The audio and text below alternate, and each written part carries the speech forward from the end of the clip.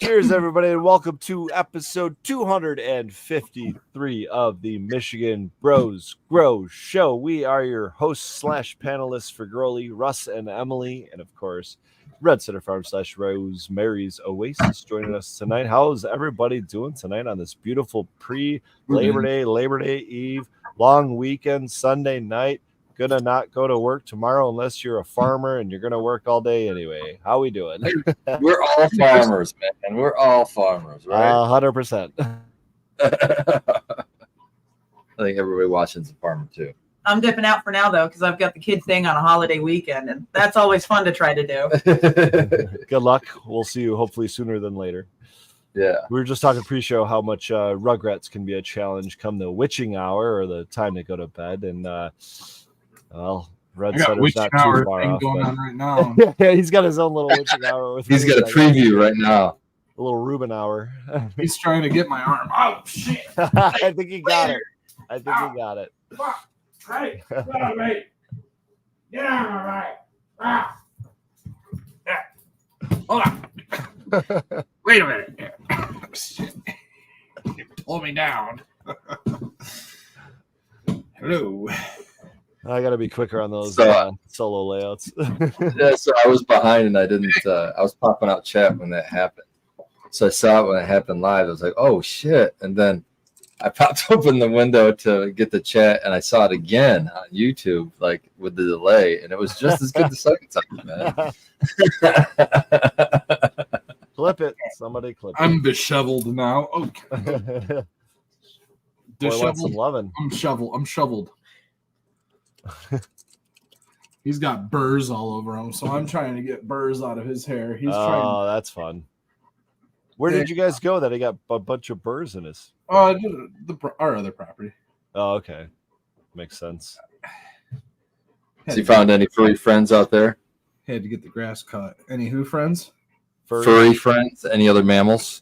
Has he hunted anything out there? There's deer, there's rabbits, there's birds like crazy, there's moths. He loves moths. Does he eat moths? Let's eat all the moths. They're just full of these little tiny, they're like the size of a calyx. Look.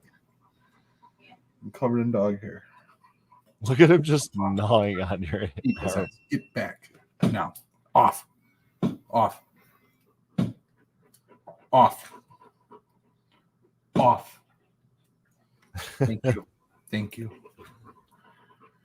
That works the same way with kids, just so you know. What, an e-collar? Yeah. Yes. That works weird. Also true. If that's what you're referring to, it works great. Keep checking the bargain bin at Cabela's. That's where I got my e-collar. I should think I did the same exact thing as you. That's really funny. My brother hooked us up maybe a month and a half ago with like a $20 one that he got for one of his dogs. He was like, here, just take this. It's brand new. So we brought it home. Didn't even fuck with it for like a month. And then, I don't know, a couple weeks ago, we were just like, all right, I'm just going to try this thing out. Did you try it on yourself first?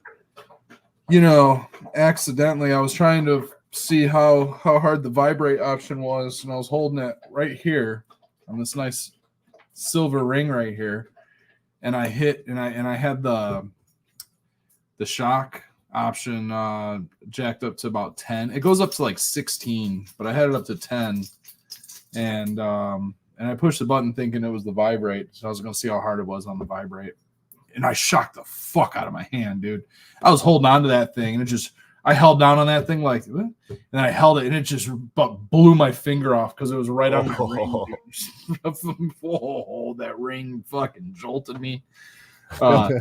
Yeah, I dropped that thing pretty quick. So it works. I was trying it like 1 through 6, and I couldn't feel anything. I was like, this is weird, but my legs are hot. It was like I don't feel any electrocuting, but my teeth are warm. It's weird. I was like, there's definitely electricity going through me. I just don't feel like I'm getting shocked. So it's like there's definitely a point where you don't really feel much, and it's not much of a distraction. until you get up to a certain number. 10 is the number for me. 10 is the number that makes me go, yeah. But anyway, he responds great to just the beep. You know, the beep works great. The vibrate option is like dire need when we need to use it, and then we've had to use the shock on like 8 a few times when he's like not unlatching or like he's like starting to get a little aggressive. And really it's been working with leash. Like he would not walk on a lead. Like if you see us at the events, he walks great on a lead. He walks like a dog, but that's because there's tons of distractions. There's people everywhere. There's dogs. He's just trying to get to somebody else. When it's us and we're just trying to like go potty or something, he's biting our hands and jumping on us and like nipping us and stuff like that. He wants off the lead, you know, which we can't do. And so kind of like we tried everything. We tried a lot of things, you know. I don't know if everything is, you know, but I'll tell you what, the e-collar works. It worked great. He gets it. He you know, he's associating now our voice with, you know, commands like the what is it? The classical conditioning is actually working. I mean, he did all the normal stuff, sit, stay. You know, he's a good dog. He's a great dog. He just has an energy level that gets beyond like the capacity to regulate himself. You know, yeah. He's not like a bite going around like aggressive. He's not aggressive like in terms of like biting people or being angry or anything like that. He's just he's like he's still got that like puppy energy. He just fucking wants to go. And, you know, I'm sure we need to take more energy out for him, you know, get him out. But he's outside all day long. Now he wants in his crate. I'm gonna bring him up here and let him run around with my Mastiff and let her show him the farm. Yeah, the problem with him running around with other dogs and stuff is that he needs to be on a cable. Because he just doesn't come back. Yeah. He goes off with my brother's dog and he's cool with the dogs for like 2 seconds. Then he's like, oh, cool. What's over here? It just goes off on his own. So doesn't have much of a recall yet, but he's getting there. The collar's helping with a lot of that, honestly. You know, he's learning boundaries with it. And it's all going to improve with his age too. He's going to start, you know, calming down as he gets older. It's the first. We're a week away from 10 months. He's only 10 months old. Not even. Yes, he's still pretty young. He was doing really good. We've had a busy couple of weeks. We went to my parents have a house on a lake out in Coldwater, one of the lakes on the chain there, and my brother was out. Both my brothers were out there. We had a nice little family barbecue I saw them for like a couple of hours. They weren't there for very long, but we had we fried up some jalapenos and had some steak, and shout out to Daddy Red, Mama Red for hosting, and my brothers, and we brought some homegrown potatoes and zucchini. Man, we had a good time. But my brother brought his Great Dane. They had a couple Great Danes. The one they just had to put one to sleep. He had some bone cancer in his legs. He was 180 pounds, man. It's a big fucking dog, dude. You talk about those. How big's your Mastiff, dude? Well, she's a pit Mastiff, so she's only about 88 pounds. But yeah, Great Danes will get was it a male? Because males will get 180 for sure. The other one's only like 120 pounds. Yeah, kind of maxed out at 120, but maybe 140. He might be. Listen, you know how tall I am. I had a landlord once that had 2 Great Danes, a male and a female. And the male was a little too aggressive to get too close to. But the female, which was the smaller of the two, would put her paws, which were the size of mine, up on my shoulders, stand up against me, and be looking at me taller than me. Oh, yeah. You know, They're freaking horses. One of my first dogs was a Great Dane, and Emily's got one now. So yeah, I love Great Danes. They're cool. Penny Pebbler says, get a longboard. I have owned a longboard for better part of my life. Let's just say that.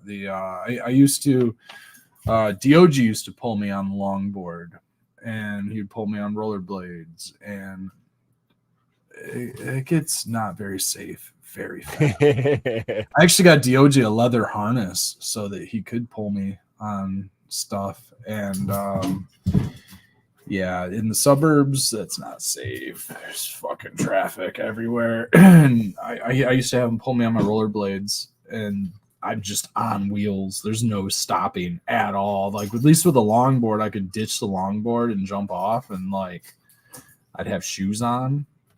Not with rollerblades. I'd have to like jump off into the grass and like bail and roll, and like, he'd be hauling ass into traffic. I'd stop, and he doesn't know how to stop, and she's just like, "Whoa, faster!"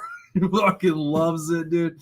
And then that just like did absolutely nothing for like lead training, because then every time he's on a lead, he's like, "Pull me, fucker!" It's like, oh shit, dude. But yeah, he's a swimmer. He gets out. It's when you need a two-wheeled chariot. Yeah, he needs a chariot. That's I need a what's it called? A carriage. Get a carriage. Or that, yeah. Just go a little Disney princess style, maybe. Hook him up to the plow, Red. Get him to put some fields in for you. Yeah, we've been having to keep him on the cable here at the house, because until we can I wouldn't trust him around the chickens. extend our chicken fence. Well, that's the thing. He's getting in there now. He He's officially getting in. he officially figured out how to get over the fence. There's a break on one side, and a compost pile, and a couple of things, and he can get over the fence now. So we're out there. The other morning, I just let. It's been a couple weeks. We've been putting him out by himself without a cable when the chickens aren't out. They're in the coop. He doesn't really fuck around. Becca and I were in the back one day, and all of a sudden he's back there with us. We're like, what the how'd you get back here with us? You know? And we figured out, well, he got in through the chicken area. So now he just stays on the cable. The other morning, I let him out. I go back to bed. Becca's like, what the fuck? She looks out, and he's in the fucking chicken area, running around the chicken coop, fucking barking at the chickens, going crazy. So she went out there and got him out. And then, there's a big dog. Yeah, here's.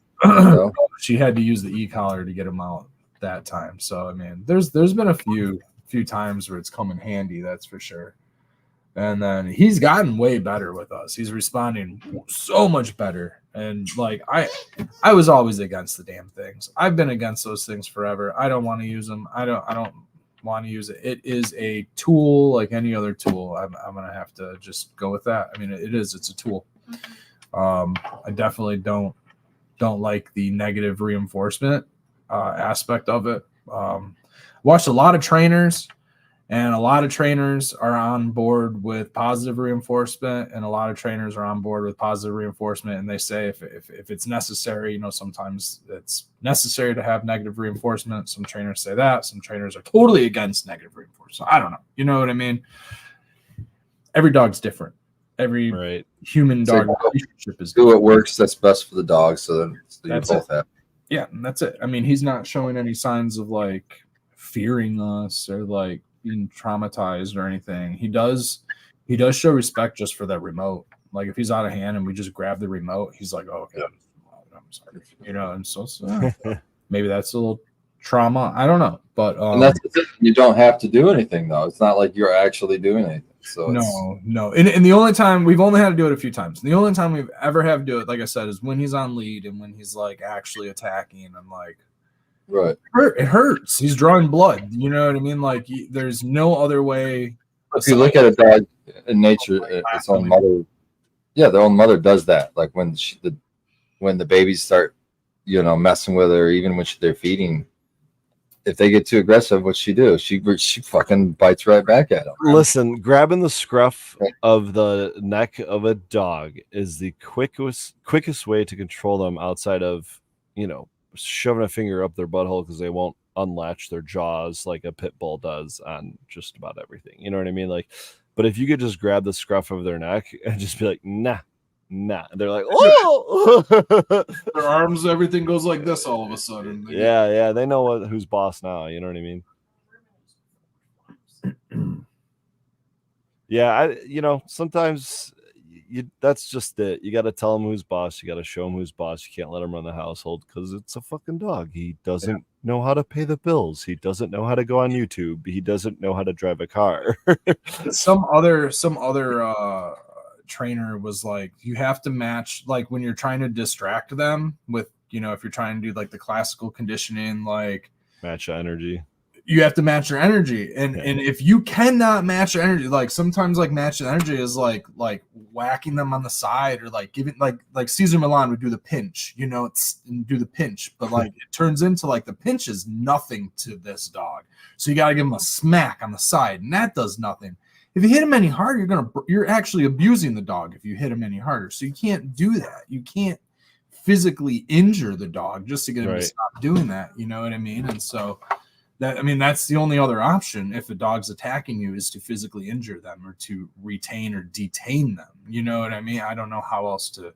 I grab my scruff and pull him back, and then he can't get you, and then you got to go from there. But it only takes a couple times doing that until you just bring that big booming voice in and put your hands up and yell at them to stop, and they respect it. You know what I mean? Eventually that's going to happen. It's just like with Ruben it wouldn't have. It would every single time it would turn into. It would increase the energy levels. That would be go time. Nothing would scare him. Nothing right now, but eventually you got to get him to that eventually point where he respects it. Eventually he'll associate the big booming voice with getting shocked, and then he'll stop. You know what I mean? Unfortunately, that's the association that needs to take place because he just doesn't with anything else. Mm-hmm. I'm sure that there's 100 trainers going, oh, you can do this. I know you can't. I know it. But, for the budget that we have, we don't have thousands of dollars to pay a trainer. We don't have all the time that we need. And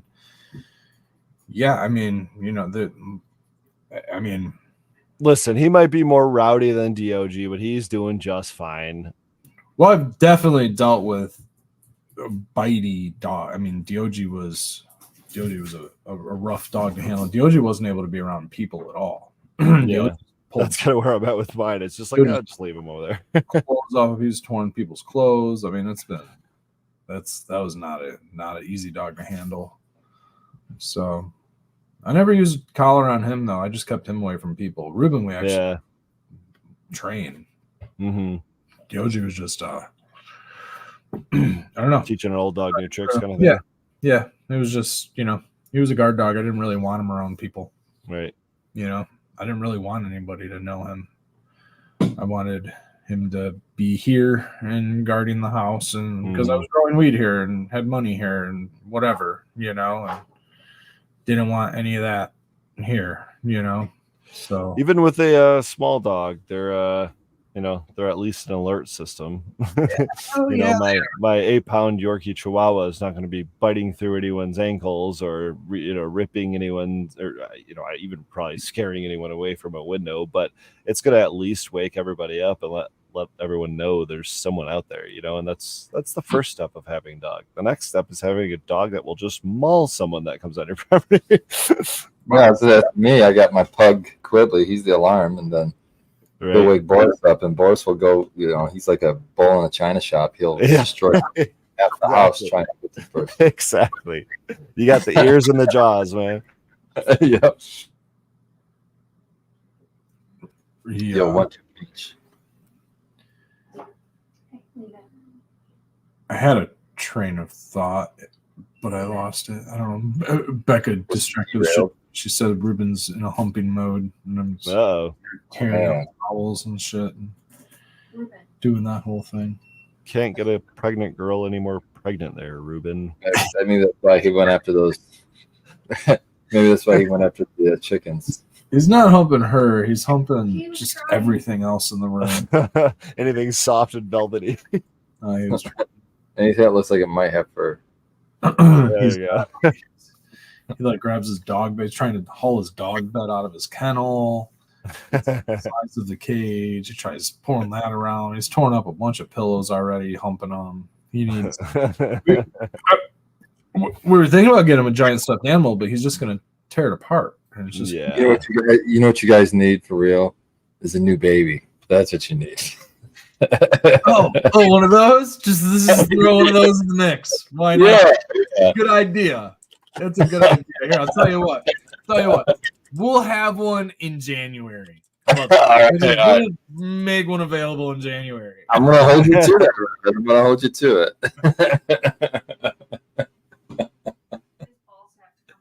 Oh, life is wonderful, isn't it? Becca said Ruben's balls have to come off first. Oh, damn. She's voting already.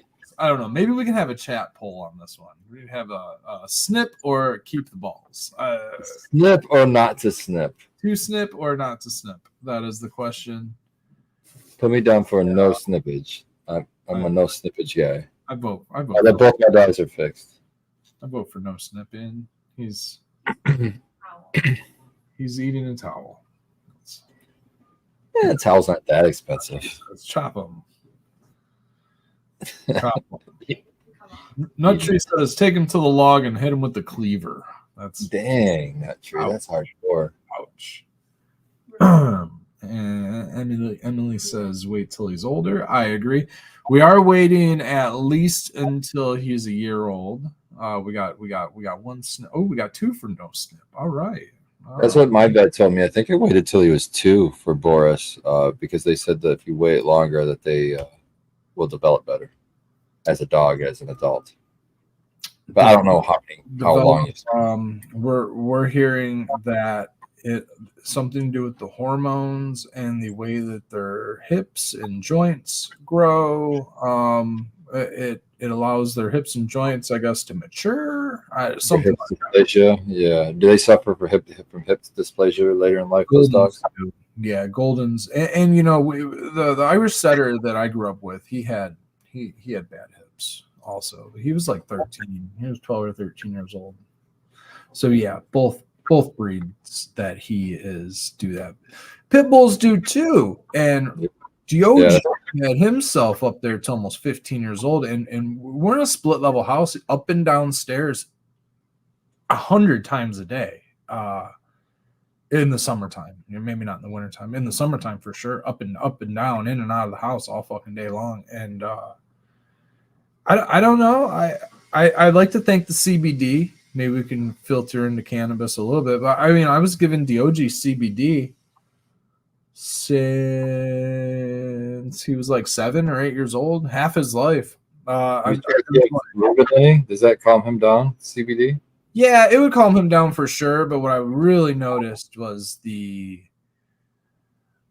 healing it would happen a lot faster. And this is what I noticed the first time. He got burned. He like, what happened? He touched the lawnmower, or he bumped his nose or something into the lawnmower. He like went after the lawnmower or something and burned himself on it, right? And he had this little burn on his nose, and I put some cannabis topical that I had, and God, dude, this was like so that shit alone was a couple years old. I mean, this was like when he was a puppy. This was probably 2000 fucking, I don't know when I got him, 2007 or something like that. I think it was. When there you go. Diogo born? Was born in 09. Diogo was a 09 dog. So this was like 2012 or 2013. I got this topical ointment, fresh right out like the beginning of the, some dirty like can of butter stuff. You know what I mean? Yeah. I don't even know if anybody was making distillate these days. Right? It was a good old can of butter, and like, and I put a little bit of that on his nose, and it healed up like overnight. I was blown away. Like it scabbed. Was it CBD or THC? Do you know? It was a THC. ointment, and then I started using the shit for sure.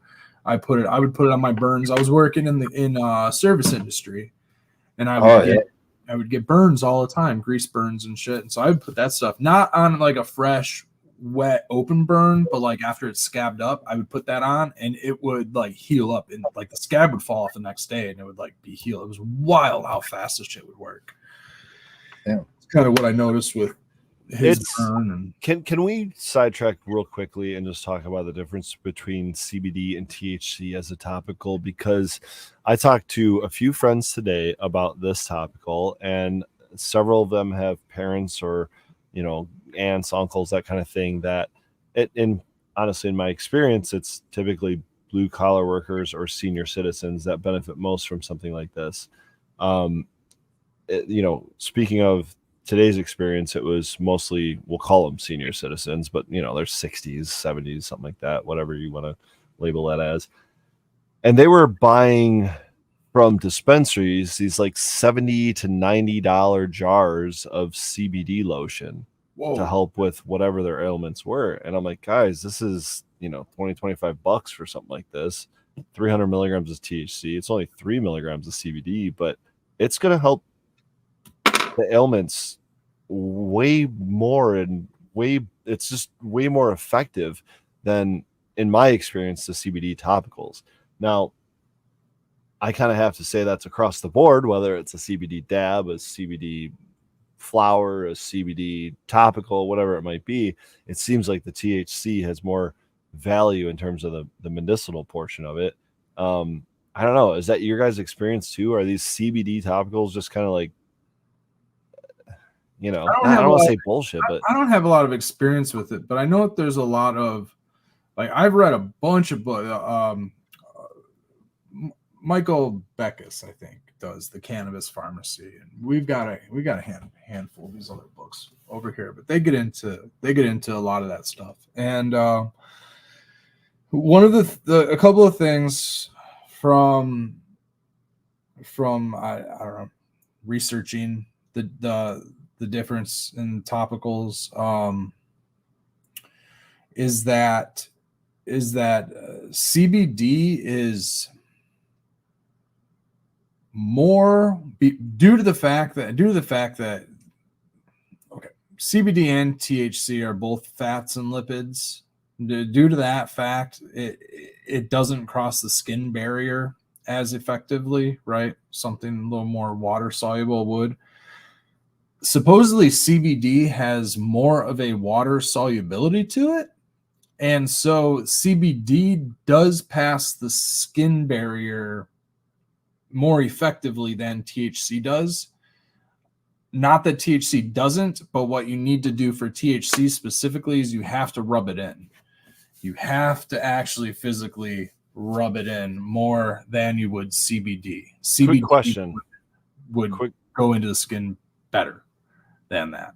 THC, I know that there's value in just THCA as a topical. I know there's some solid value in that, but I also think it's valuable to decarb it too. Do you have to do anything like that with CBD, or can you just extract it fresh off a plant, put it in the oil, and not decarb it to get it? That I don't know, but I know that it's in the acid form as well. It's just like THC, so it's CBDA. So it seems like you would have to decarboxylate that as well for it to become CBD. And but maybe it also has, maybe CBDA also has positive transdermal effects like THCA, so maybe you just decarb half of it, or so. I don't know. I think the big thing with the CBD versus THC is it takes a lot more of CBD, and a lot of the white papers that I've seen where it's showing CBD to be effective, it's always in like 1,000 milligrams, just these huge fucking doses of CBD. It's like a 10% ratio or something like that. It's like a 1 to 10. It's like CBD is THC is 10 times more effective for the same effective, but it's like across the board of a couple of different values, right? It's for uptake, like transdermal uptake. It's also for pain relief and things, but as a actual anti-inflammatory, if you were to compare it to like ibuprofen, right? Ibuprofen as an anti-inflammatory, CBD is 10 times better of an anti-inflammatory than ibuprofen, and then THC is 10 times better of an anti-inflammatory than CBD. So you're looking at like 100x of anti-inflammatory property of THC compared to ibuprofen. Again, these are numbers that I've like pulled out of books, and I not necessarily white papers or anything. These the THC value, the CBD is rarely going to do anything if you're not including THC. CBD is I don't want to say ineffective, but it definitely gains its effectivity by having CB1 agonist also triggered. And what's going on, you can't trigger the same receptors with THC. Like there's the receptors that CBD operates on are completely different receptors than the ones that THC operates on. You might get some terpenes that operate on the same receptors as CBD. Beta caryophyllene operates on the CB2 receptor, and a couple other terpenes are considered cannabinoids and they operate on the CB2. But the main thing that operates on CB2 is CBD. I think CBG also operates. I think CBG operates on both CB1 and CB2, but the main one is CB1. Is THC binds to CB1, and CB1 is central nervous system, brain, nerves, arteries, right? All of your central nervous system stuff attached to your spine, basically, is THC is going to help with. CB2, what helps with CBD bonds with CB2. CB2 is peripheral nervous system. Your skin, your bones, your muscles, your joints, your eyes, your organs. That's CB2. THC won't actually bind to those muscles. It doesn't bind to your skin. It doesn't bind to your eyes. It doesn't bind to any of those. It binds to your brain, and it binds to your central nervous system. And you get a signal that says that, maybe inflammation's going away, but really a lot of it is you're getting high, and those signals are causing all these other things to happen. CB2 is the one that's actually causing like real repair. You know what I mean? CB2, the actual, agonist on the muscles and stuff, those are giving you actual like pain, actual anti-inflammation in the muscles, in the eyes, in the bones. THC will battle blood issues in the bones, things like that, right? I mean, so like it gets in there, but it doesn't get in there the same way as CBD does. You know what I mean? So it's good to have them both in many, many ways. I think that we focus on THC because we can objectively feel it. We can say I'm more high than that. But the thing with health and wellness is you don't feel health and wellness. Preventative. Yeah. You know what I mean? You feel when you're sick and ill. Very rarely do we feel getting better. You know what I mean? And that's when I would notice DOG. I wouldn't notice CBD helping him. I would notice when he's off of CBD and he's getting worse. Just like me. I don't notice feeling better when I stop eating shitty food. I notice when I eat something shitty and I feel worse again. You know what I mean? So it's very difficult to see the like to see the effect, to observe the effects when they're so nuanced that you can only really tell that they're there through the process of repair. But that's only true for one of these two things that I was talking about, Red. This one I can feel actively working within 20 minutes, putting it on my shoulder all week long. I could feel it actively working. A CBD cream, I can't feel actively working. Well, Doesn't mean what's medicinal the value there. What's the dosage of the THC on that? You said this is 300 milligrams per jar. So I've seen jars of have the you tried same to- size with 1,000 milligrams of of CBD. right. And if you're saying it takes 1,000 milligrams of CBD to make a 3,000. difference If you're saying that's 300, you would need 3. of CBD, 3,000? yeah. So what am I going to run? Three $70 jars of CBD all over my body until No, As one CBD dose, should not yeah? be that expensive at all. A gram of CBD is like Listen, I agree with you. This way is just dirt cheap. what I'm reporting from today of someone's parents buying this in a dispensary. And I said, stop, stop, take this. Yeah, no, that's way too expensive. I mean, we pretty much wholesale our CBD at like we can like do wholesale like Mhm. $10 a gram. You know what I mean? Like Right. And you're better off just orally taking that us, than that's trying to what rub us do. on a bunch of cream, I feel like. yeah. I mean, if we're doing like tinctures and stuff, you got to put in for the money. But I mean, just straight isolate. Right, I mean, right. if it's just a turnover of isolate, shit. I mean, So speaking of infusing stuff, guys, this is another thing I came across today. A friend shared this with me, and it's a beer called Terp Nasty. Have you guys heard of this? It's a terpene infused beer. No, I'm Okay, not. so he knows I grow and pulled this up and he's like, "Have you seen Look how this yet?" small. What is that? Is that a shot? How small is that fucking beer? Listen, I'm a large person. Don't make fun of me. I have large hands. This is a normal 12-ounce can. Okay. God damn, it looks like a fucking shot glass. like one of those, isn't that like one of those little grapefruit juice cans? Like one of It's those, I won't get to it. I'm sure the label's on there. I got more pictures. God Uh, damn, take Terp your gloves off Nasty. next time. Jesus. Terpene infused cold IPA, it says. There you go. So 6.2% alcohol. Brewed with an ale yeast, but fermented at the lowest temperature limit of that yeast. This is still an IPA, but has crispiness that is reminiscent of a lager. This beer does not contain cannabinoids, THC, or CBD. Gelato terpenes are added after fermentation. Terpenes are the aromatic compounds that bestow cannabis with its distinct odor, as well as contribute to the flavor.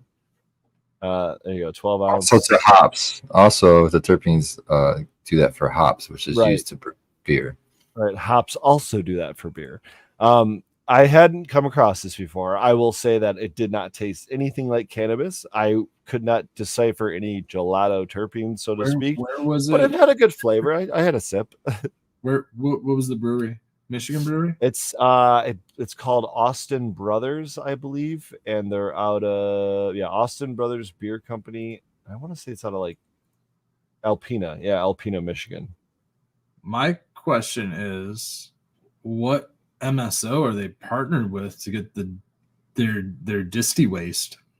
Are they just getting or disty or is it just those manufactured terpenes? It's not cannabis derived Right. at all, because it didn't say anything about cannabis derived terpenes. So that's my No, first it could question. be. They called it gelato. They called it gelato. So You can call anything gelato. I know. you I know. like, Yeah, I know. all you gotta do is you match the think that terpene it's profile. cannabis derived by saying that. It said nothing about cannabis derived though, so I can almost guarantee that it's not cannabis derived. We should maybe pull up their website before I start throwing shade on their name, but So Dirty, the grower, says terpene beer has been out since 2014. 420 IPA pale ale for the sale at Florida Walmart right now. They also make G13 terp IPA.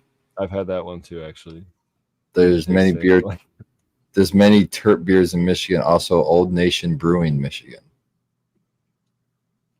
So One yeah, of I the don't best think they're IPA. partnering up with anybody in the cannabis industry. I think they're just trying to They're just probably sourcing capitalize on the market of it. crappy terpenes from the. I mean, I don't think they're cannabis derived at all. They're probably just whatever you can buy online from whatever terpene manufacturers are out there. I don't see it on their website. Special releases, maybe.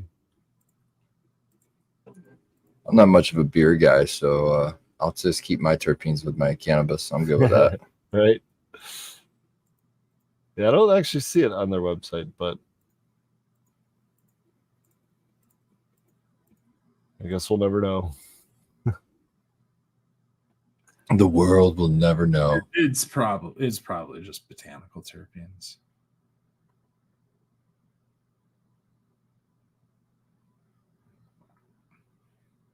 They probably source their terpenes the same place most head shops source their drops. Terpene, or in fact, they might even source them from a head shop. I don't know. Have you tried the beer though?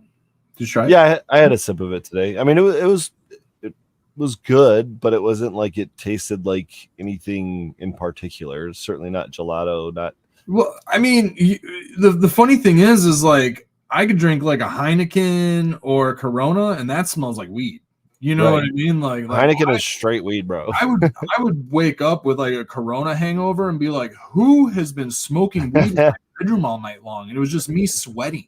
My farts smell like weed. I just reek like weed, and it's just like a couple of like Dos Equis, Corona, Heineken, a few of those like just basic lagers were just super skunky, man. And forever I couldn't figure it out. I'm like, what is going on with this? And then like the information pool of cannabis and hops being cousins and related all made sense. And I was like, oh, okay, that totally makes sense.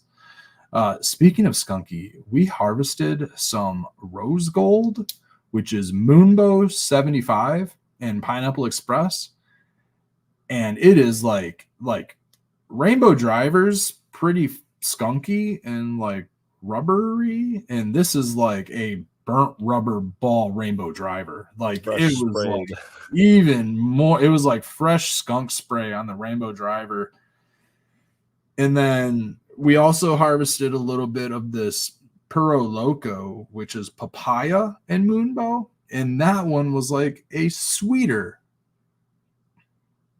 Rainbow Driver. So it was like the funk of the Rainbow Driver coming through on a couple of these different varietals. And then the Dolato is like beautiful, huge, chunky, and purple. One of them kind of reminded me of Grape Ape. It kind of had that like the Grape Ape funk, if you kind of know what that is. It's not so much, it's kind of like a purpley type of a smell, but really it's kind of skunky too. And then the other one of those, very frosty. Not as dense, not as big, not as purple, but frosty resin rails, like the frostiest strain I think I've ever grown. Oh shit! Like super frosty. Like as far as something that's like green, like it's hard to say that like maybe GMO or strawberries and cream. I think it's more frosty than like strawberries and cream. Strawberries and cream is like just a dumper. And then what am I thinking else? Oh, and then we pulled one of our golden goats down, and that one's like a sandalwood version of Citrique. Like it's kind of hazy, but it's also kind of like floral, woody. It's nice. It's like I really like this like woodiness that it has to it, and I'm super excited to try it. And then we've currently been trying to decide on, like, we have one rose gold, which I think is going to be the one that we kick so far because it's more cakey. That's the one that we harvested a couple weeks ago. I've been snacking on that one. None of the Dub Bubs hit my fancy. They're all very OG Kush like. They have that Kush gas, that pine, which I do like. One of them threw some pollen sacs, and I didn't like that, so I got rid of that variety. One of them just died. It didn't like it died. Like as soon as I started flushing, it just like wilted and looked like shit. So I got rid of that one. Like I took them all to harvest, and it's just like I'm not gonna deal with that one. I don't want something that's just gonna like shrivel up on me when I'm flushing. And then the other two are pretty nice, a little more pine, a little thicker. These are Dub Bubs, which is Bubba and Dozy Doe, I think. Is that right? Bubba Kush and Dozy Do. They're really Bubba leaners, man. All of them are super Bubba leaners. The other two I just described that I kicked, Dozy leaners. They're definitely cushy. These other ones are like piney and like kind of Bubba-like, but I don't know. I might not keep any of them. I might get rid of all those. I'm really like indoor. What's that? Pardon? So that was all your indoor stuff. Did you get anything that stood out to you outdoor that you liked this year? I put all those outdoor. So you put all outdoor? Wow. Those ones are all out. There's a couple of the rose golds are out there. I think a couple of the Dolatos are out there. Oh, I just harvested this Durban Margie, and that's like, it reminds me of like a sour diesel. That one's out there. And they're all like, honestly, that area, I barely weeded that area. I planted all of those plants in like late June. They were super scraggly looking. They were all yellow. Sat outside, overgrown, didn't get up potted fast enough for way too long, and they just kind of sat in the back garden for the last couple months, getting bigger, getting green. They greened up on their own. I didn't have to do anything to them, just kept them there. They greened up, and all the good new growth looks good. They're all flowering. They're all doing great. They've been like completely covered in weeds for the last, I don't know, however long. And I just went last week. I went in there and cleaned them up, cleaned up most of the weeds, and now you can actually see the individual plants in there. They're not very big. They're not the best. It's a small garden this year. We've got. It's better to deal with, though. It's way nicer, dude. I'm just dealing with this one giant granddaddy purple plant. Like when those storms came through last week, that's the only plant I worried about, was that big ass granddaddy purple. I staked it up. Around. It like the branches are fine. It's the main trunk that I'm having a hard time keeping it in the ground, because this thing it weighs fucking 200 pounds. You know what I mean? It's just this big ass lollipop coming out of the ground, and so it kind of tilted over on me a couple times. I had to stake it up, and then we forgot to bring home our fucking trellis again. I've been forgetting to bring home trellis for like a month. Like I'm at the farm like 3 days a week, and I keep forgetting to bring. I've been out there since Thursday. 4 days. I hate that, man. Forgot the fucking trellis. I even took off 3 trellis when I broke down the last crop and put them in the bag and said, "Don't forget these. I need to bring these home." And still didn't even fucking grab the trellis. So one of these days this plant will get trellised up. But it's really nice having to worry about this one plant. I mean, there's a bunch of plants back there, but they're nice and small. You got an old piece of fencing, you can just kind of set it vertical. Yeah. It like the branches start like here. You know what I mean? So it's like I needed like a 6 foot. It's like I got some like 3 footer, even like a piece of 4 foot fencing, like just barely get to the bottom of the. Oh, okay. I mean, so it's pretty tall. It's pretty big. But I'm saying just cut like a square out and then lay it. Oh, you mean like lay it on top? Yeah, I could do that. I could do that. I guess if it's got a big enough openings on it. It's hard to sometimes get fencing nowadays without the small little tiny openings. I fucking hate that. You gotta get cattle panel. Yeah, you have to get cattle panel. That's about your only option. That's not easy to cut. No, it's not. Get out the grinding wheel. And yeah. That's the way to do it, though, man. I mean, if you want a permanent, if you don't want to mess with if you hate plastic and you don't want to mess with nylon, I mean, fucking cattle panels 6 by 6 inch square. Shit. You could drive fence posts, those metal T-posts in the ground, and you could literally probably just tack weld that fucker right to the T-post. Yeah, that'd be cool. That'd be so solid. Awesome. Yep. In your indoor style T-post in the bucket with the concrete style, and then weld the fucking. You probably just get like some what are they?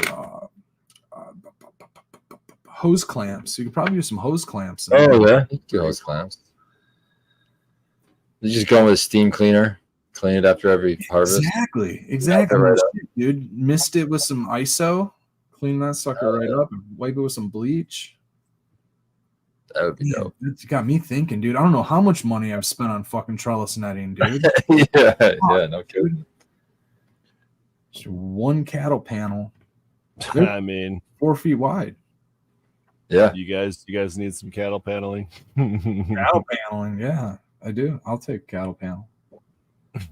I think they come 16 feet long. They're like 4 by 16 feet.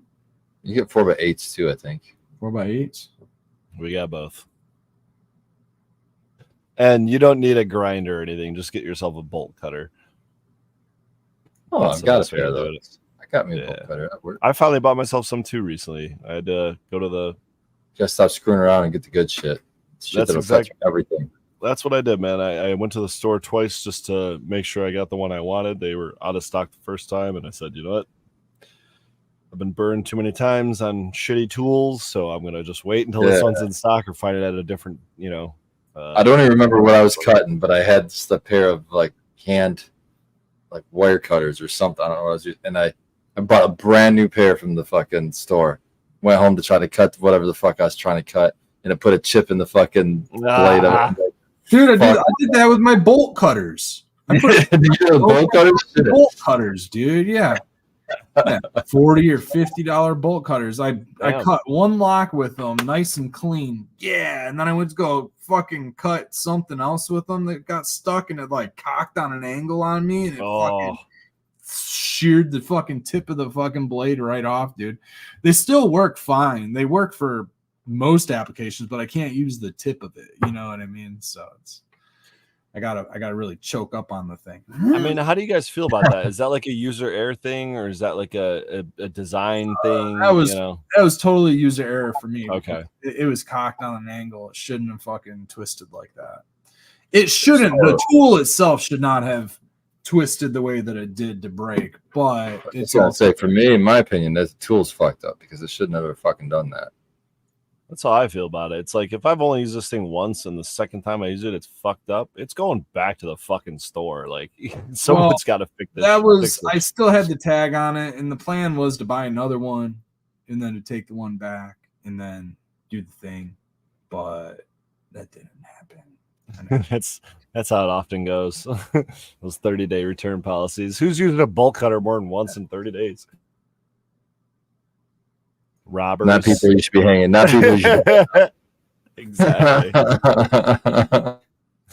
My dumbass left my. I wouldn't have got it if I hadn't left the keys to my trailer sitting on my trailer when I left the house. So couldn't get into the trailer when I got to where I needed to go. So I had to stop and get some bolt cutters to get the trailer off the truck.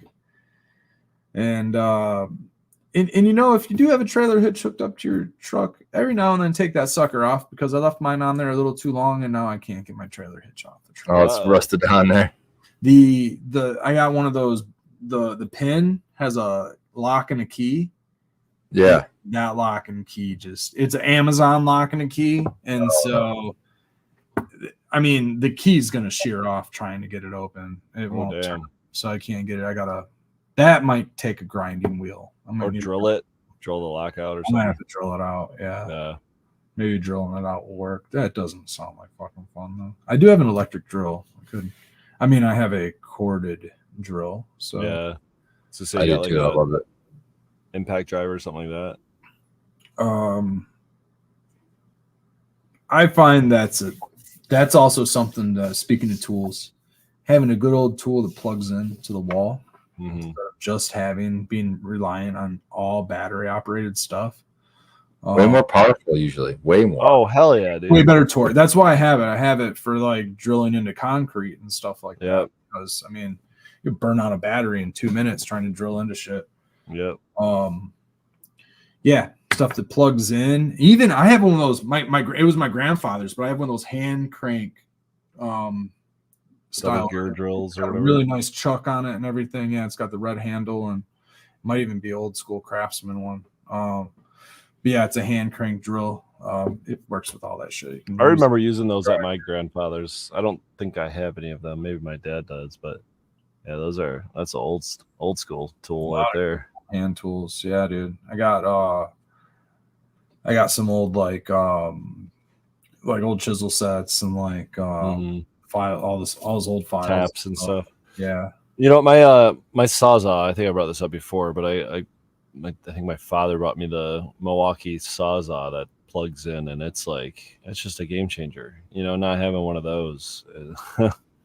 I don't know. I mean, I know what I did for years and years and years of building grow rooms without one. It was a lot of drilling holes and then, cutting it to the point you could get some sort of saw or something else in there, and then, hand cutting out maybe with some hole saws, some 8-inch ducting, a hole. It's a mess, but a saw solves a lot of those things. And there is something to be said about having battery operated tools. Like, it's certainly very flexible and everything, but like you guys are saying, like, if you guys need something with real torque or real power, just get one that plugs in. I mean, it's above and beyond what the battery operated tools can do. I don't think they've really caught up to that capability yet in terms of the batteries that you're going to be able to buy for them for the most part. No, I mean, if you do, the battery's gonna be so big and awkward. It's gonna make the thing. Yeah, you might as well have a cord. You think the cord's awkward? Wait till you have a fucking 12-pound battery hanging off the back of your stupid backpack. Yeah. What's up, Karen Nuttree? Welcome, guys. What's up, guys? Cheers. Cheers. Sorry, late. Just got off work. And my phone don't. Are you making connect to chicken the pot pies? No, that sounds good though.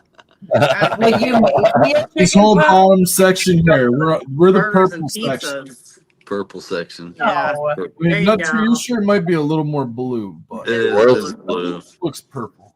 Purple enough. All right, Purple now I'm blue. joining the team. He's got purple behind him, or pink maybe. Get It's so Maybe the It's right magenta, okay? there we go. Nice. We had let's see, I don't know if Daddy Red's still in chat listening to this one, but he probably remembers this one very well. We had you had gotten a brand new box of tools. I got a beautiful fucking box of tools. When I went to A&P school, they had us they had a master list of the tools required for the program, right?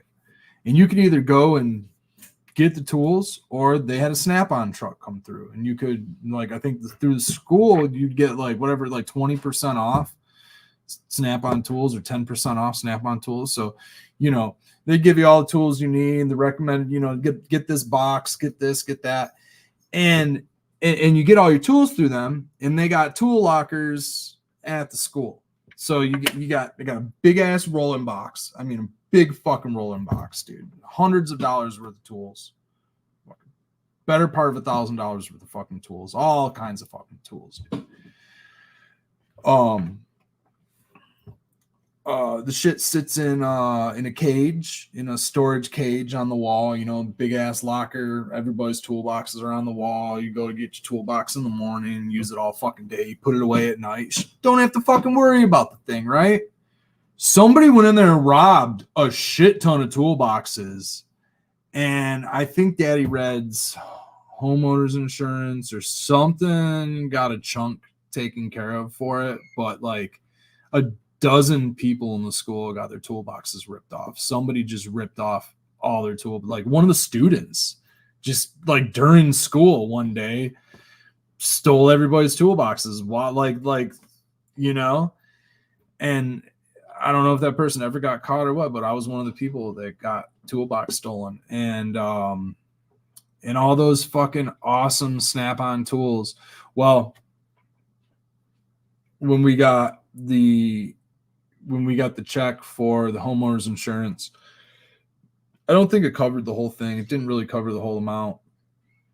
And rather than taking a loss, I think we went to, it was back, Sears was still open. So we went to Sears and we got everything on the list in Craftsman and then some, like, for the money we got back. So ended up getting like a handful more, or maybe it was like $100 cheaper or something like that than everything we ended up getting. So, and I'm getting the whole list of tools that we needed all in Craftsman. So I have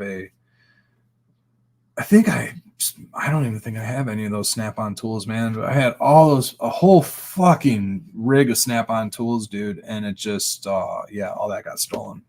So I got set up with the lifetime warranty Craftsman, which Sears isn't around anymore. So I don't even know where to send those tools back if those things bunk out on me. But I would say Snap-on, dude. If there's a Snap-on truck and you have the ability to get Snap-on tools, that is like, they'll they'll give you a new tool if anything happens to it, dude. I don't know. You fucking throw it in the street, let it tumble down the fucking whatever, take it in there. So they'll give you a new tool, man. It's crazy. There's also a lot of competitors. Snap-on has like Mac tools and maybe Cornwell. Yeah, Mac. And all those Mac, other. Yeah. Mac's the truck. Yeah, so tool. my father was a Mac tool salesman, so I just had to put my the 2 cents in there. Definitely been around tools all my life, and feel your story and know what you're talking about there when talking about lockers and all that stuff. With I know Lowe's has Craftsman, but do yes, they honor Lowe's lifetime warranty? I believe so. Can I take my Craftsman screwdriver there and say this broke? Can I get it on? It's definitely not going to be the same quality as it was, 15 or 20 Big time difference. I got those tools.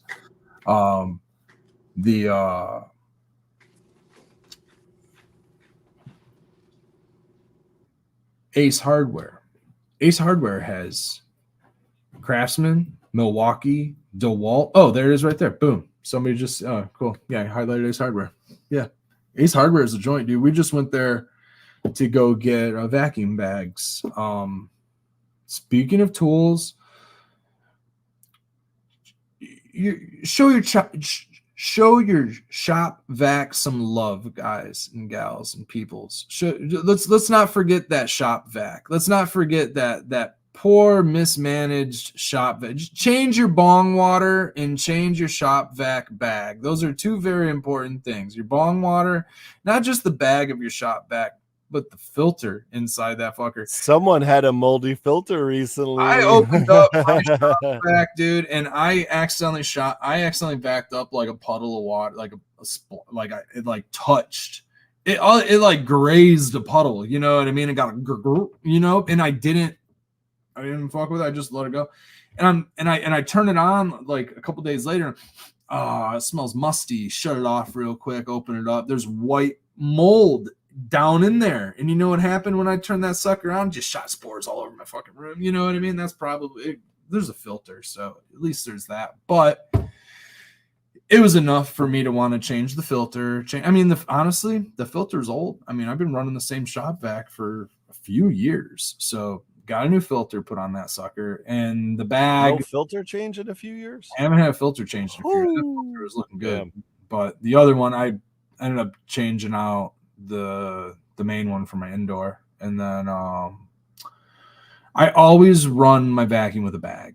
That was a shop vac that never ever ran without a bag, so it always had like a bag pre-filter, you know what I mean? And the only thing that it ever shop vacked up was grow room dirt and debris, you know what I mean? So it wasn't like the shop vac that I use for sawdust or drywall or any of that shit. That's a different shop vac. So, I mean, the filter on that one did have a little more longevity on it. But the other filter, Ace Hardware only had one filter in stock. So didn't get a chance to change both of those.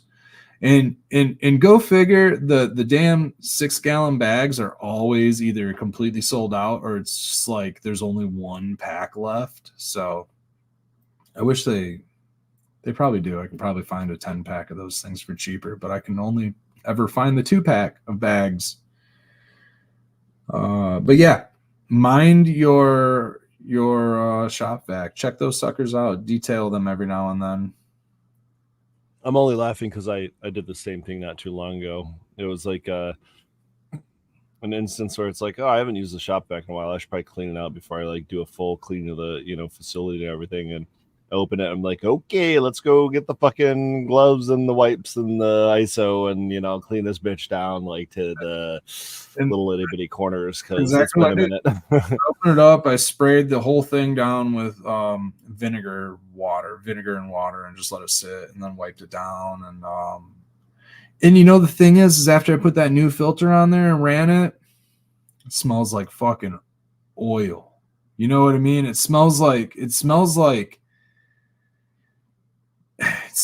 there's an oil on the filter. It smells like there's something on the filter. Like it smells like a machine shop in my grow room after I run the filter. So I don't know if there's something we need to be worrying about in our shop vacs, like if they're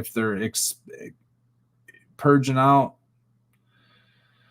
some. I mean, they get warm, and there's Well, definitely it wasn't that normal smell. It wasn't the normal smell. It was like it was like I got a new filter on my shop vac smell. You know what I mean? It smelled like a machine shop in there. Like it smelled like motor oil. It smelled like motor oil. You know what I mean? And the shop vac doesn't have motor oil on it. The only thing I would think that would have some sort of oil on it would be the filter. A lot of times, I remember this product that came out. It was called the Dust Shroom or the Shroom or something. It made Shroom Shroud, Shroom right? Shroud or whatever. Yeah, and you're Shroom actually Shroud. supposed to coat it in oil to keep it effective. You know, it came. You do that with most filters, like for a generator, for example, right? That's what Like I mean. your air That's what filter, I mean. you gotta coat it in So I'm oil. thinking that the vacuum filter has oil in it. That's very possible. And I don't know if that's something that we should be concerned about when using a shop vac in our flower rooms. This is the reason that I love the idea of going back to those 70s houses with the vacuums in the walls and I like just that ducting idea. vacuums I through really your like grow that rooms. If I were to build a brand new build, it would have some giant ass vacuum hoses running through the walls, just like water, just like Ethernet, just like compressed air, just like everything I could possibly think of to stuff in those walls, because you never know when you're going to need them. Yeah, my house has that now. It's called Central Vac. Central vac, dude. So cool. Yeah. I just don't have the vac unit, but I just got the tubing through the walls. Yeah. With So the now little- are you just doing bong rips through those tubes or what? Yeah. Sending secret notes It's through like at the to bank. the elves on the third floor. Yeah, when I first moved in, I'm like, what in the fuck is this? Well, 14-year-olds would get their pelvis stuck to the grate and they'd have to fucking pull down. Okay. They had to get rid of those things quickly. Why? Why would that? No. Young and curious. That would be great though, having the filter outside of the. And actually, it's funny because we were at Ace and I was like looking at the budget in the pocket and I was like, man, I really want to get like a 20-foot vacuum hose, dude. I just want to put the vacuum at the doorway and just go do my thing in the room. And I'm looking at it going, why did I never think about just getting a long vacuum hose before? Yeah. Because there it was like we're looking at the bags, we're looking at the filters, we're high. Oh, I'm high. Becca's not high anymore. It's just Red, that's exactly what I do. I just have a little bit longer hose, and it's just long enough to leave my vacuum right at the door where it blows out, and I'm just sucking everything in. I mean, it blows. You need a longer hose, like a lot of things in life. A longer hose will make things easier, man. Yeah, the harder you suck, the more you blow or something. Isn't there a phrase? I've been limiting the Spartan? size of my shop vac because I don't want to haul it around my grow room. I could be dealing with a bigger shop vac here. Something golf ball through a garden hose or. But why are you using a filter? Like my shop vac, I don't have a filter on it at all because I'm using it as a wet vac. So you're using yours as your shop vac as a dry vac, and that's why you're having the bag on it and filter. Yes. Yeah, my shop vac. Yeah, is, dry. he mentioned he didn't want to get that little wet spill that he got up, and that's where kind of the mold came from. And so Yeah.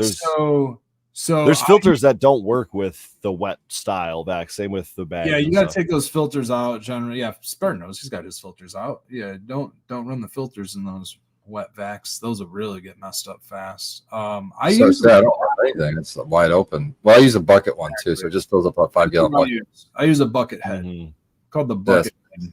You can get those at, I think Home Depot's got them. Home Depot's got them. Yep. Yeah.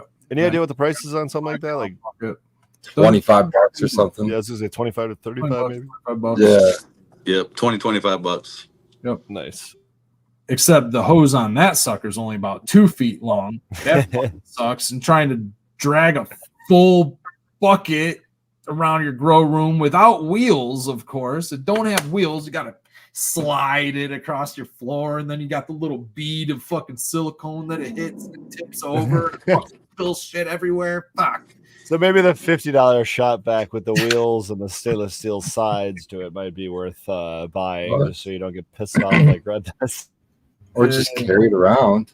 Gotta carry the damn thing Or around. just get a bigger hose and staple the You thing need to a your wall. longer Right? hose. It's the hose. Well, It's the all thing about with the length of the so hose. it's not filtered. So I got it. You got to actually. What I do with the bucket head is I put I one hand I'm wanding and sucking with the wand, and the other hand I'm actually holding over the exhaust of the vacuum because it shoots water out. It like mists. You know what I mean? What? Yeah. So like it sucks in water and then it does its thing inside the bucket and it shoots a mist of water back out the ass end. So if it's just like pointing at your plant, you're gonna like soak a plant. You know what I mean? So Can you like attach another bucket or hose to that end? you could and probably hook a hose to it and then do another bucket. But what I do is I take a rag and I just hold a rag over it and I use it as a filter. So the exhaust of the vacuum blows into my hand and my hand just gets a little wet. Is it supposed to do that? Every bucket head I've had does it. I've had a few of them that do it. They make a mess. They just and I'm like sitting there vacuuming one day and I'm vacuuming up the water and all of a sudden I look at my wall and it looked like the bucket had just diarrhea'd all over the fucking wall. You know Oh, what no. I mean? What the fuck? Dude, I've literally cleaned up after a basement flooded with a bucket head and it didn't spray shit out the back. Like sucked up standing water, like deep fucking water. Sucker like really fill up though, like fill up to where it goes. I filled it all the time till I go, yeah, exactly. Yeah, then it'll kick water out. Yeah, when you let it back all the way to the top. Yes, I stand corrected. I have done that. That's where I prevent the water from coming out. Yeah, you gotta dump it before that. I got it. That's what, the bucket implodes, dude. yeah, Like, exactly, yeah. no, don't explode. I don't know why this vacuum is 40 pounds all of a sudden, but Oh, awesome. going to keep using it. Yeah, that might be a little bit of user error at that point, Yeah. as the bucket implodes on you. Well, that's why I just hold the thing. I'm like, if I trail away from this thing, it's gonna fill up on me, and I'm gonna soak a plant with like it's not just water. You know what I mean? It's fucking tray water. It's got Yeah, kinds of fucking shit in it. gnarly. A nice foliar. Nice foliar, a great foliar. Micronutrients, Taking not it- balanced at all. All the shit you didn't want, then you pissed out the bottom. We just sprayed you with it. Sounds great. It's just artwork on the walls. Yes. It's like it's like when gnats go through your fan and you get you get blood, you get actual blood all over your walls. Like, what the fuck is that? I've been to commercial grows where their wall fans, like the inline style, not like the oscillating ones, Murder like- fans.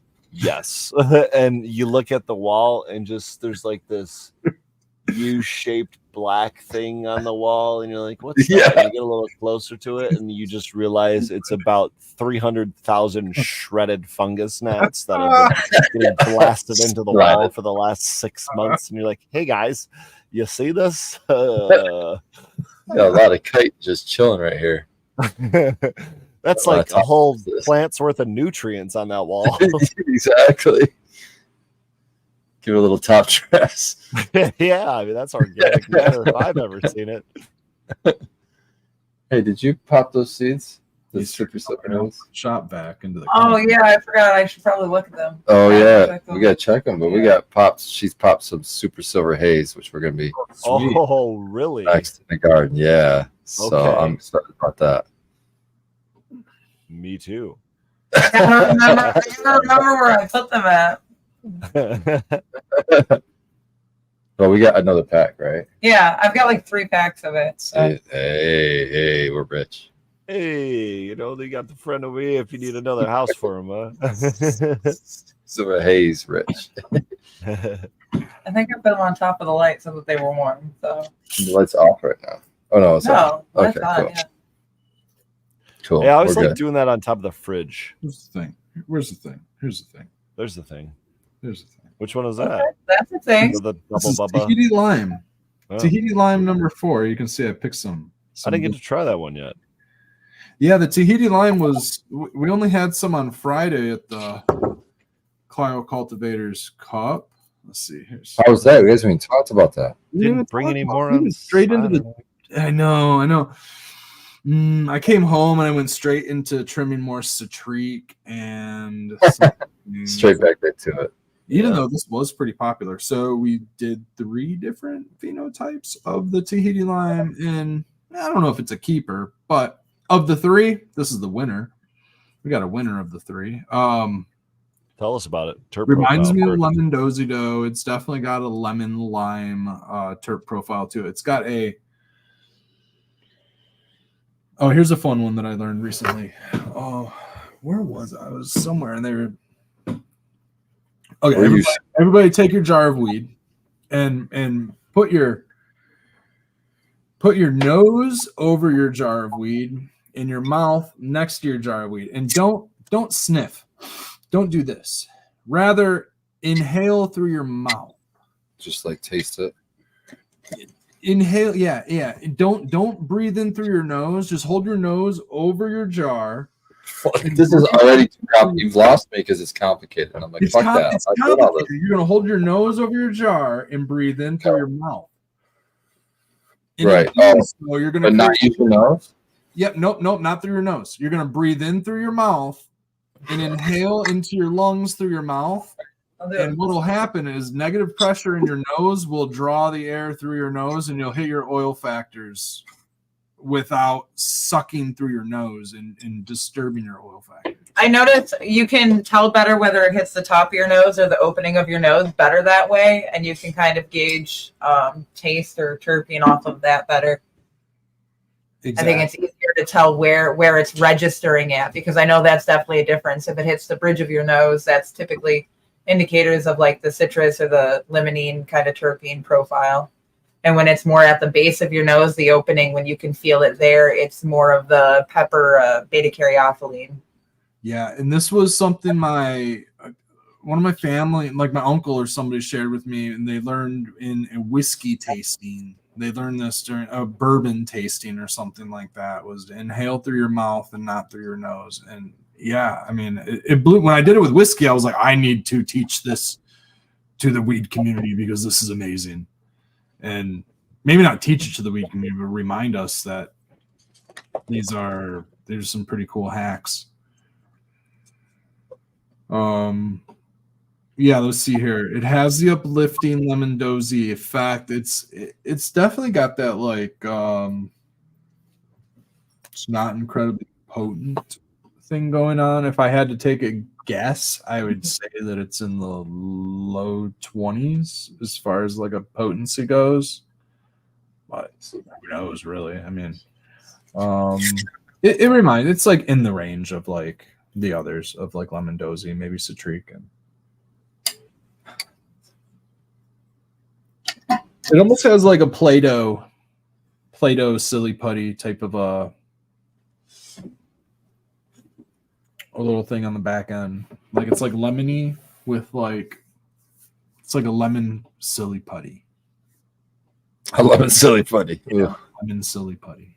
Maybe lime silly I putty. feel like that means flat, like a muted It's pretty a muted. muted flavor. Well, in like musky or maybe musty, maybe like basement musty, right? It's not grown in a basement. I mean, it's not like moldy, but like that musty, like a you know, Like a basement that's musty. like a basement that's musty, like you get that every now and then. And maybe it is a musk. Maybe it's a cologne musk. Must be a musk. The musk and musky are two different things to me for some reason. Yeah, the must and musk are definitely different, but they're similar. Similar but different. You know what I mean? It's like- Yeah.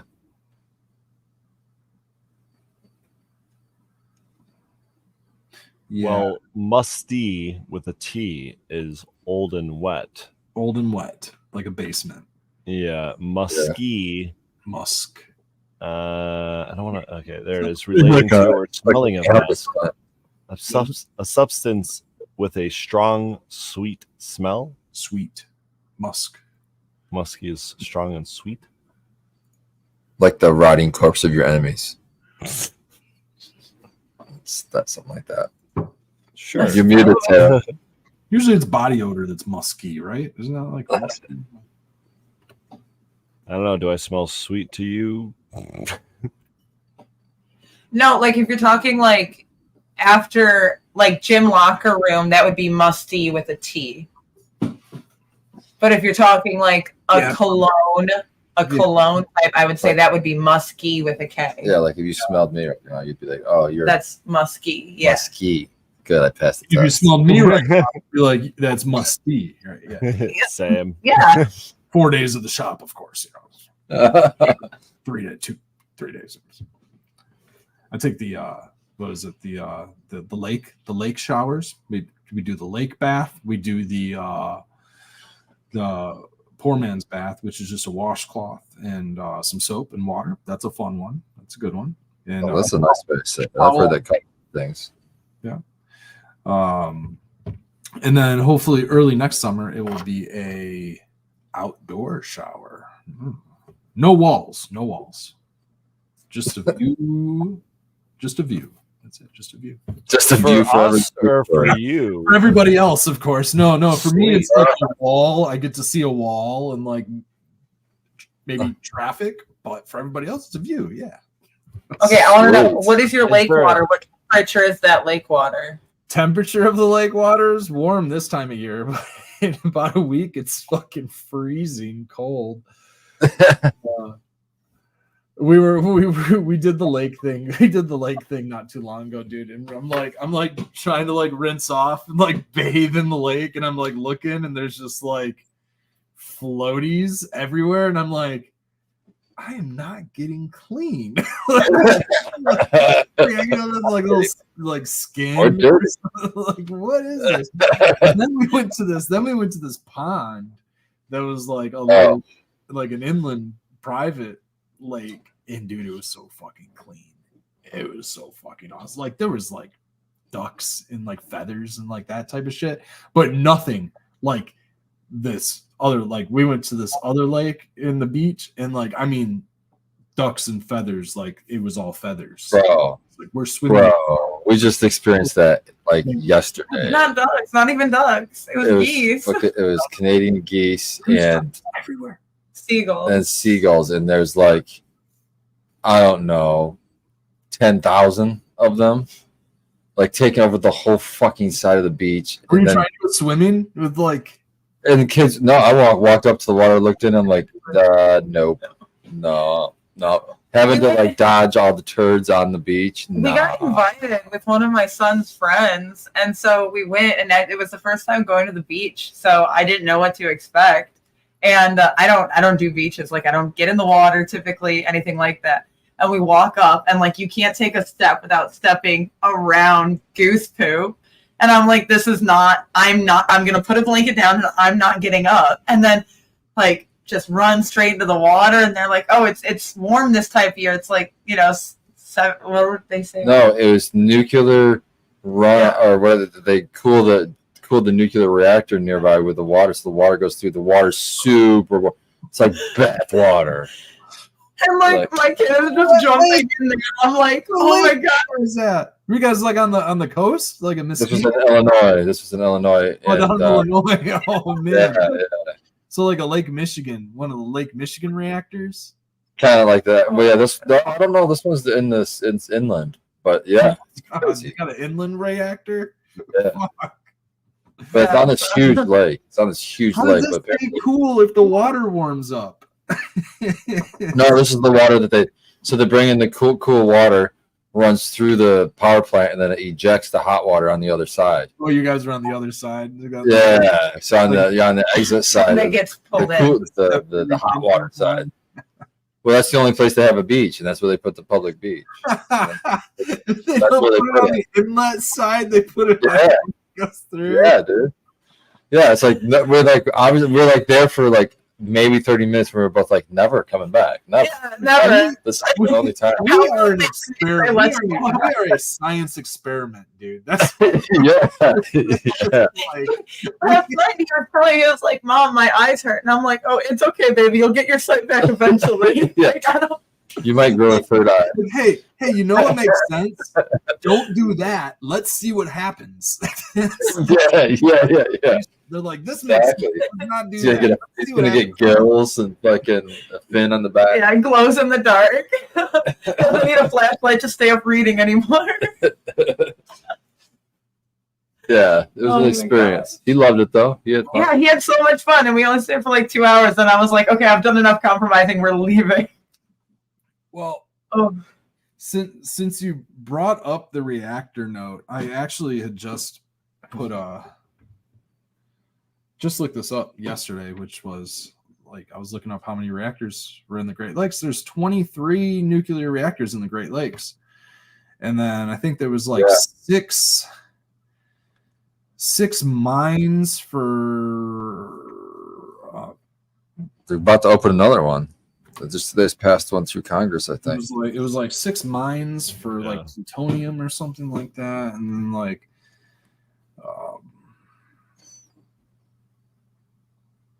I'm gonna pause for a second. Michigan's also one of the biggest importers of waste, and we're about to import a Nuclear shitload waste. of nuclear waste. Yeah, Because we have some of the few, right we there have in Wayne some of County. the few facilities that can take it, I guess. So that's their excuse. There's 4 sites for mining uranium, 4 sites for mining uranium and 6 for uranium processing. And then it says 12 places where nuclear waste, I think, is stored. So I live like a couple of miles away from one of those locations where they store nuclear waste under the ground. And I'm actually just a couple of miles away from where they're bringing all of the Manhattan Project waste. So Yeah, I heard about that. yeah, all the Manhattan Project waste. For those of you who don't know what the Manhattan Project was, in the early 1940s, around the same time as LSD was discovered, the atomic bomb was discovered. One for love, one for hate, one for help, one for war. The duality of the two, so they tested the atomic bomb in New Mexico or Arizona, wherever the hell it was. And that soil is radioactive, and they have been storing all of that soil, all that radioactive waste in New York, I think. And something happened. Their lease was up. Their storage lease was up, and they had to find a new place to put it. And That's in Belleville. I've been there many times. yeah, so they shipped it all just a couple miles from us right here. And like yeah, it's Belleville, but let's talk about what's over here. We're talking about like you know how I talk about all the lakes that we're surrounded by. Belleville's surrounded by Ford Lake and Belleville Lake, 2 major lakes of a Lake Erie watershed. The Lake Erie watershed that those are It's the connected to. Huron River, bro. It's the Huron River, exactly. Yeah. The Huron River watershed goes straight out to Lake Erie, and so all of that is stored in between 2 major lakes that play a large role in the Lake Erie watershed. I mean, it'd be one thing to store it all in the middle of the state or something, but you're talking like a stone's throw from the Great Lakes is where all this shit's stored. And that's just the deep well. That's not, I mean, I talk about the other, we're like Wayne County has like 3 or 4, maybe 5 waste centers. You know, I could drive to my parents' house and pass 3 landfills. And my parents only live like 20 minutes from me. 3 different landfills. It's crazy. Big landfills, big fuckers. I think we talked about methane a couple of weeks ago or something like that, or talked about all that. But yeah, man, we're in a hot spot for waste. Trying to get a little further out of here, but basically what happened was they agreed on all of this and didn't really give any public opinion or anything. They just decided where to put the materials. Yeah, I don't know. Like, a big open area that like this is all clay, basalt, and aquifers and shit like that here. I mean, they probably could have gone somewhere where it's like straight rock, you know what I mean? Like stored it down into like what's the layer below the topsoil called? The Sheetrock. Bottom. you know, your rock layer of the earth, the crust, like somewhere in the Bedrock. crust of the earth. Maybe they go into the crust. I don't know. Oh, like the crust or the mantle you're talking about. Yeah, like the layer, you know, like like we don't have a nice rock layer. Like we got sand for fucking miles. You know what I mean? Like Well, then we got lava layer that's been all condensed. like we're That's up in the we're up in the fucking, but our crust, we're not even like if you go to if you try to dig a hole in like, you know, Colorado, you're hitting a rock. You know what I mean? If you dig a hole here, you're hitting sand and it just permeates and permeates. So it'd be cool if they stored it in the rocks. I don't know. I don't know how I was talking politics, Rusty, but yeah, storing waste is not politics. It is storing waste. Yeah, how it all works is certainly above my pay grade. And, you know, at the surface level, it's like, oh, yeah, clean energy, solar and windmills and stuff. But it's not like those are without their faults either. And quite frankly, nuclear is one of the cleanest energies. It's just when it's not, you know, and it's really, really not, you know. Well, when they get this fission figured out, that'll be really nice. Right? Go fusion to fission. Is that how it goes, Yeah. right? Yep. But they are throwing, I don't know if you've been down 94 lately going west. I'm sure you have.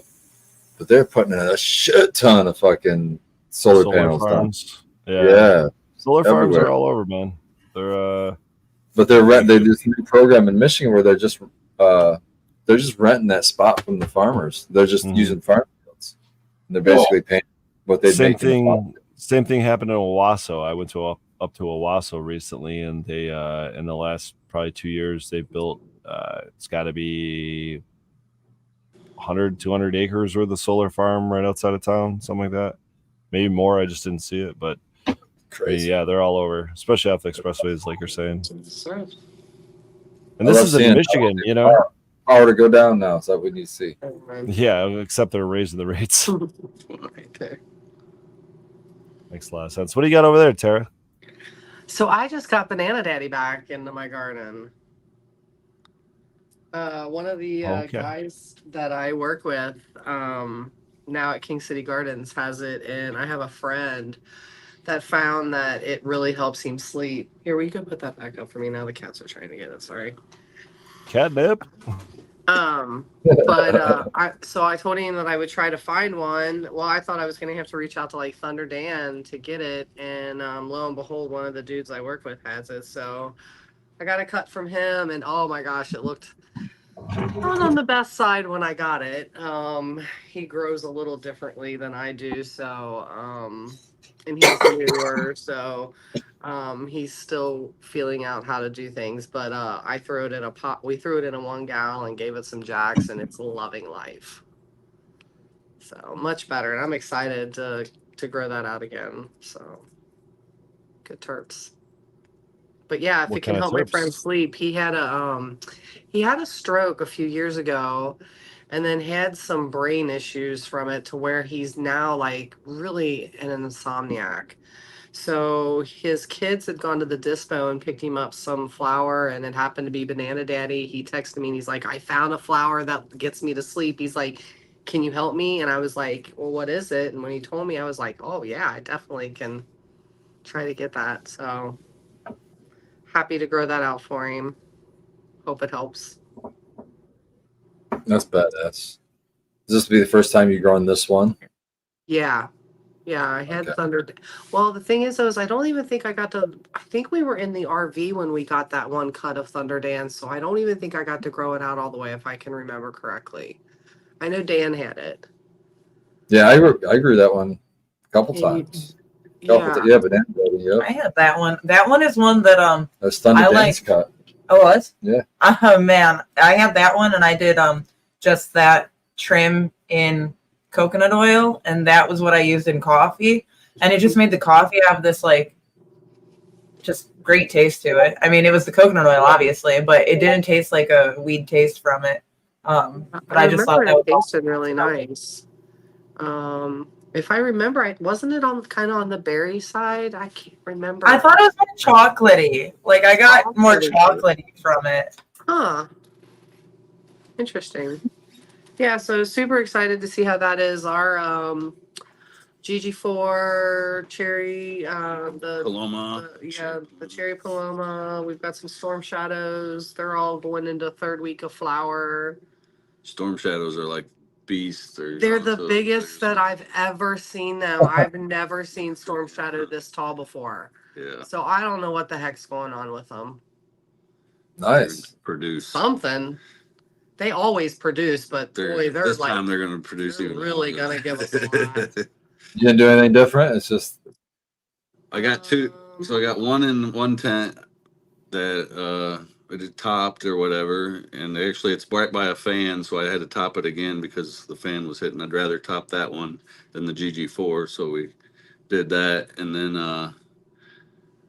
the other one in the 5x5, I got two in there, and I didn't top them, and they kind of stretched a little more. I probably should have topped them before. A lot more. I mean, they're But almost as tall I as just I wanted am. to see without topping them. yeah. They're still in trellis though, so Yeah, that's nice. That's Oh, that's cool. At least you can control it a little bit. yeah, a little bit. It's not too bad actually. It's not like out of control or anything. But yeah, they're normally like waist high, so I'm like, what the fuck?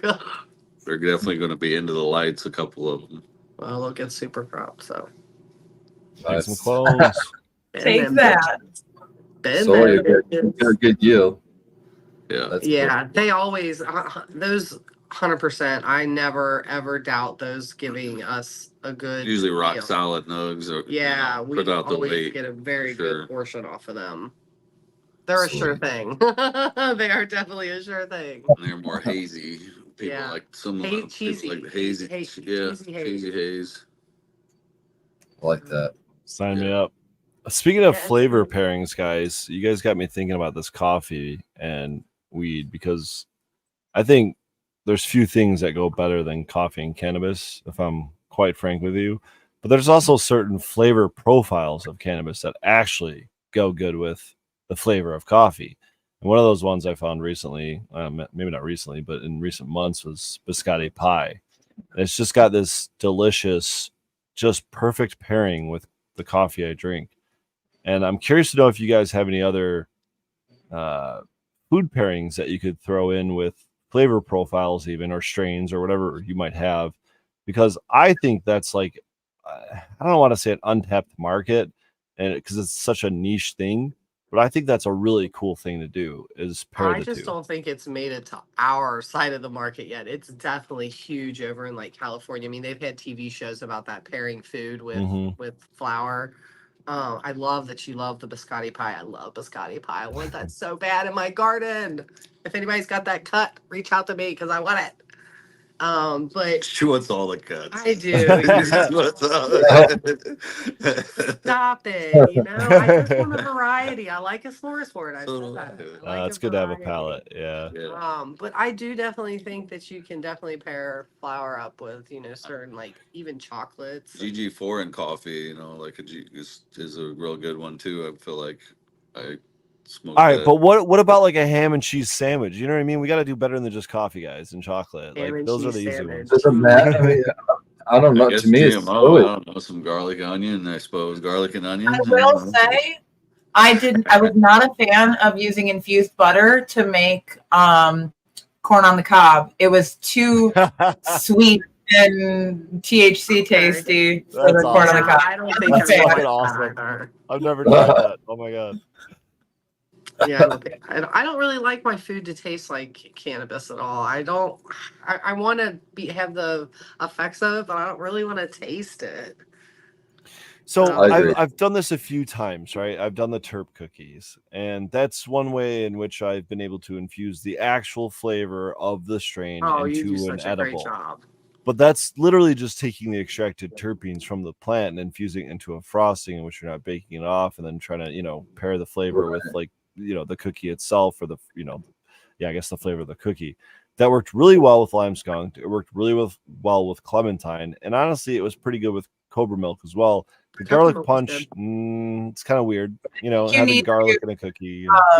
I think you need to look at the terpenes and see what pairs specifically with those, Mhm, because that's what I did when I did the orange cardamom cookies. mhm. Cardamom itself is high in myrcene, and so it's going to only enhance those terpene profiles, even if they are a small amount. It's going to give a stronger effect. I think around the same time you were doing those is around the same time I must have been doing the clementine terpene cookies, because I found that same fact that cardamom goes good with it. I just never, you know, cooked with it, so I just kind of decided to go a different route. But yeah, there's definitely like it's kind of like color theory, right? Like there's certain colors that complement each other. There's certain colors that go well together. There's certain colors that, for whatever reason, whether it's through, you know, hundreds or thousands or millions of years of evolution, or it's just simply societal norms, that colors like yellow and red are appetite inducing. Think about McDonald's, Wendy's, Burger King. Like most of these fast food restaurants, most restaurants in general, have yellow and red in their logos or in their color palette, right? If you think about blues and greens are calming. Every bank, not every bank, but like most banks, most lawyers, like those are the types that are going to use those colors. There's reasons why we use these colors, just like there's reasons we have a full flavor palette and the way we can kind of complement each other and combine them. And I'd love to kind of get more into that with the cannabis side of things. It's just one of those things where it's like, all right, are we going to have this beer that's got quote unquote gelato terps in it that we bought from some, you know, botanical terpene infuser? Or are we actually growing a plant with the purpose of taking those terpenes and maybe pairing with them or infusing them into food, because that's what they seem to go best with, you know? I find that the whole like cannabis as food thing is, for me, it's like not satisfying, because it doesn't kick in for like 45 minutes. You know what I mean? If I eat the food and then like generally I eat and I get sleepy and I want to take a nap within that 45 minutes. I'm already asleep before it kicks in or something. But like, I understand the novelty behind it, and you know, it's fun to like have something that tastes good and then like an hour later you get wrecked off of it or something. Like I get it. A lot of times it's still medicinal, though. If I could ate all of my food, that would be most beneficial, because an hour and a half, 2 hours later, I'm in the most pain from digesting it. Like that would be one of the most beneficial times for it to kick in for someone using it. Yeah. And also, it doesn't absolutely. have to, you know, if we're just strictly talking about flavor profiles or pairings, it doesn't have to be this heavy THC dose, right? Well, it could be that's what I mean. milligram. Like, what about foods that add something more like a synergistic effect to it? Yeah, that's what I'm talking about, Red. I'm Like not talking about just cinnamon, dosing up fucking steaks and like you know, like pot nutmeg, pies. cinnamon, caffeine, chocolate. I mean, I can eat a big ass handful of blueberries and hope that helps the inflammation, but it's not going to be as effective as THC and CBD. Right, but what I'm saying, you know, like somebody like eats a handful of gummies, the sugar in that is going to cause more inflammation than what the THC is going to.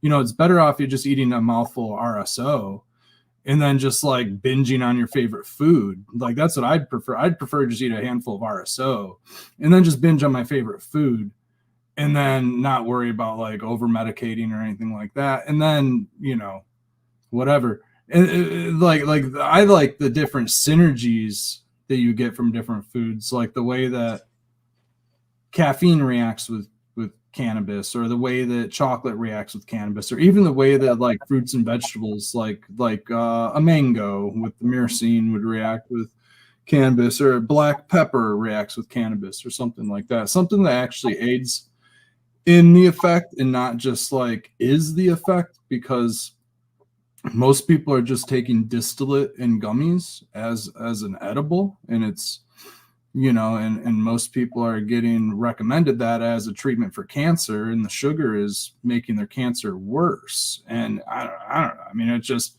you know, yeah, it's, I mean, yeah, cannabis as an edible is good, but I mean, to just like blanket every food option as a cannabis edible, I think becomes more novelty, is kind of what I mean. And whereas it takes away from the fact that it is a medicine, you know what I mean? Because you're like Pringles aren't a medicine, you know what I mean? There's nothing medicinal about sugar, nothing medicinal about artificial flavors, seed oils, all these things that cause cancer, all these things that cause Alzheimer's disease, and all of these like things that cause inflammation.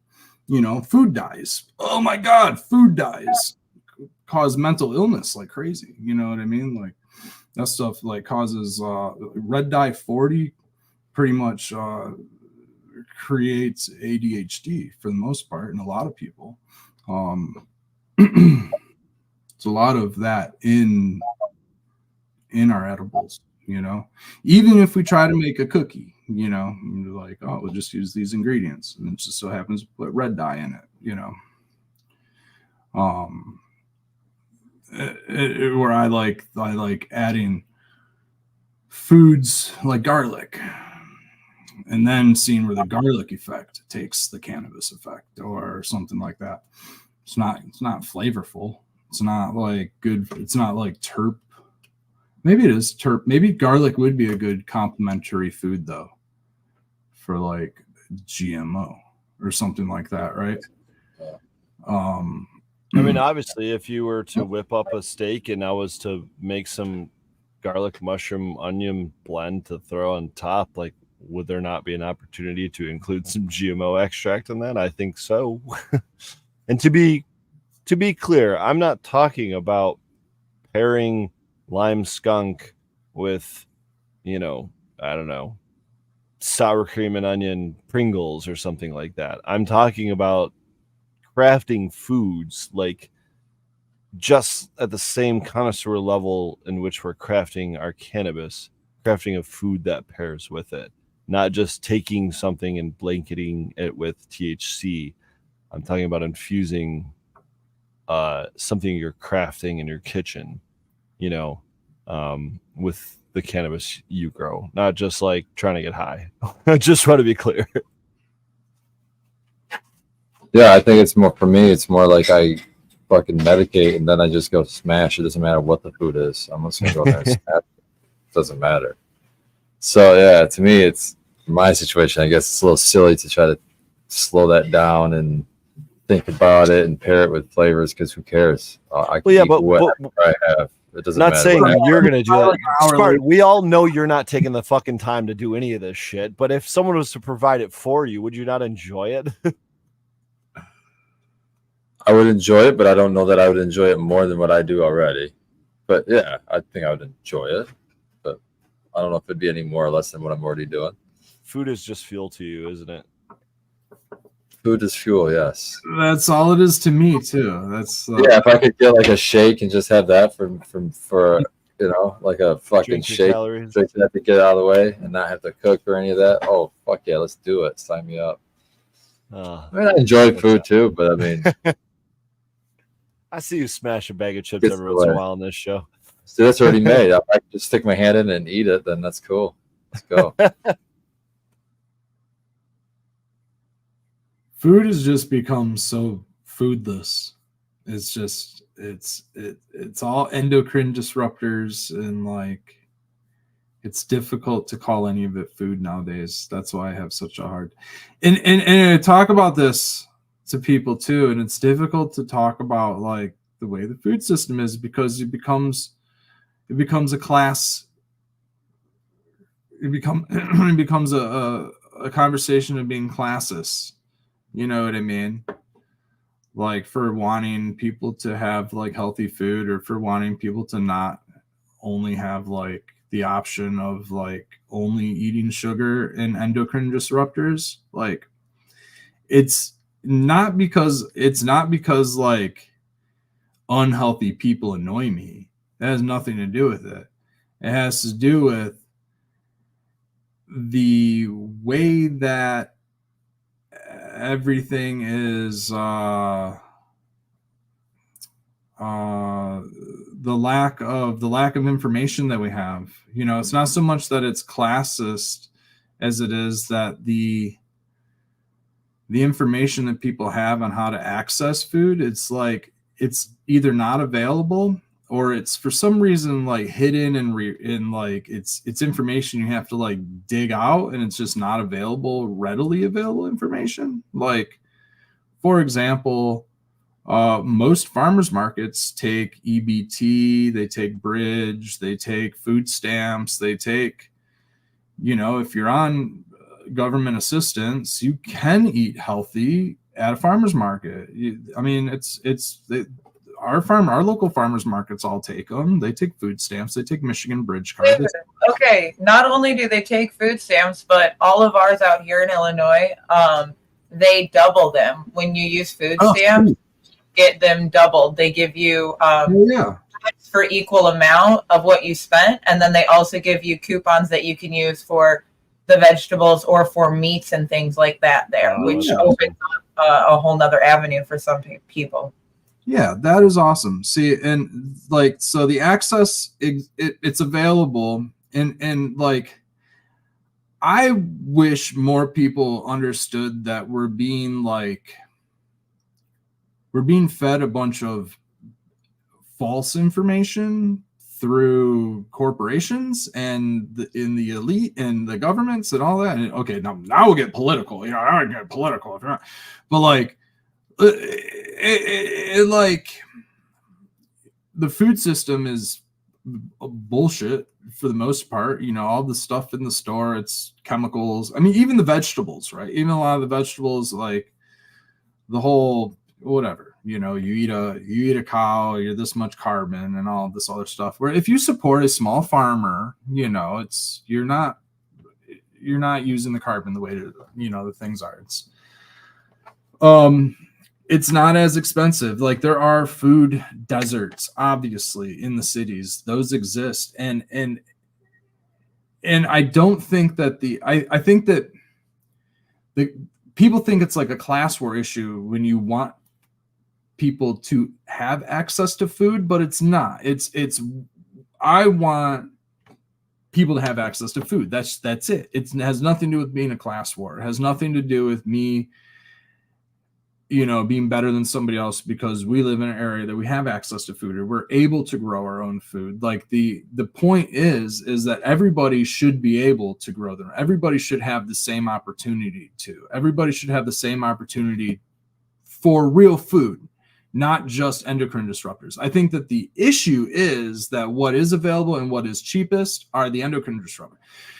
Rather than us having a class war against each other, I think that we need to have a real protest against the people who are only providing garbage at an affordable rate. Like, why are we settling for garbage at an affordable rate? Like this, because it's available. Because it's cheap.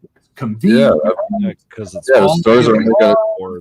Yes. Well, the stores are going to sell what the stores are going to sell what stores well, and then they're going to sell what people buy. Until we hit like 45 years old, and then we're up to our elbows and ears in medical costs because, you know, we're fed into the pharma system, food to pharma, you know, and it's like fork, like farm to fork is like food to table. It's like food to pharma system now, depending on what aisle of the grocery store you shop in, you know what I mean? And it's like, you could be saying that I'm over exaggerating, but we're all a bunch of farmers. We eat what we grow. We eat relatively healthy. We're kind of preaching to the choir. Unfortunately, a very large percentage of the people that I know outside of the cannabis scene, they're all sick. Everybody's fucking sick, dude. People my age are sick. A lot of people my age have cancer. A lot of people my age, like, and have a lot of issues with other things. Like, you know, Becca's got type 1 diabetes. That wasn't a diet issue. That just happened because of like other things she was putting in her body. You know what I mean? So it's like, I think that the issue is not so much like how, it's why. Why aren't we, like, it's available? Why isn't it accessible? You know what I mean? And instead of us all thinking that somebody wanting better for somebody is being classist. I think that we should just want others to want better for people. Like I want better for people. I'm not being classist for wanting better for people, period.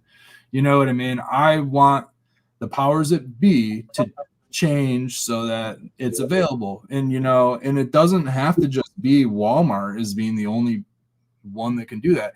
In fact, if you go into Detroit, dude, there are city block after city block after city block after city block that are small farms. You go on Southwest Detroit, there's small farms on a 5-block city, in an old spot that used to be wouldn't go down that alley. Now is a fucking urban farm. They're everywhere. Urban farms are popping up all over the place.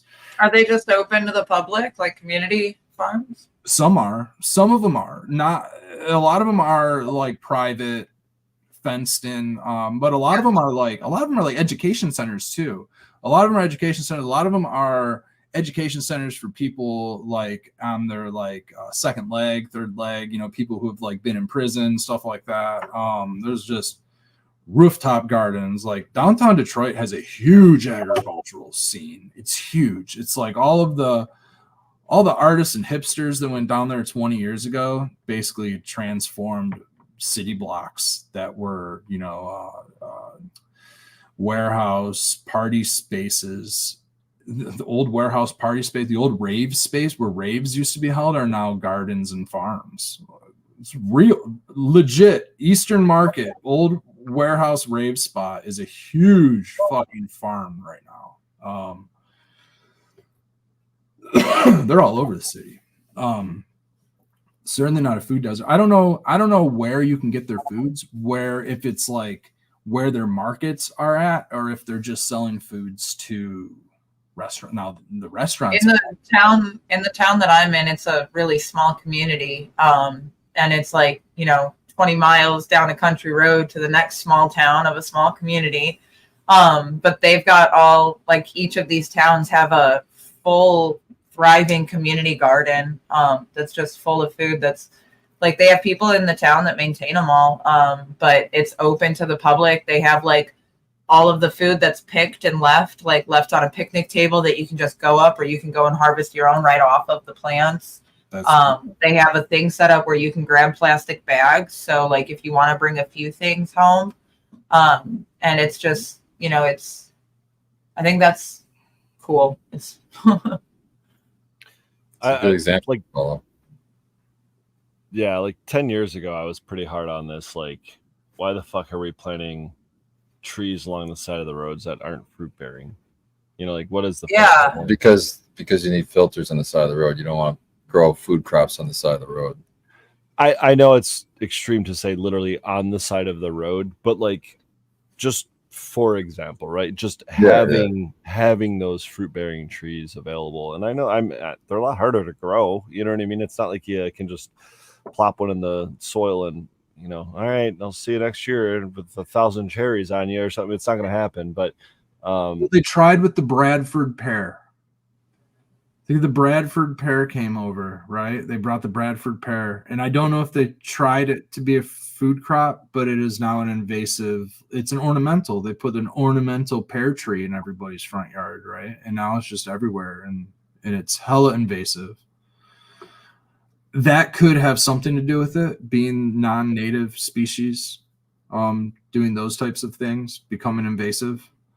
Mulberry trees are outlawed in my municipality, unfortunately.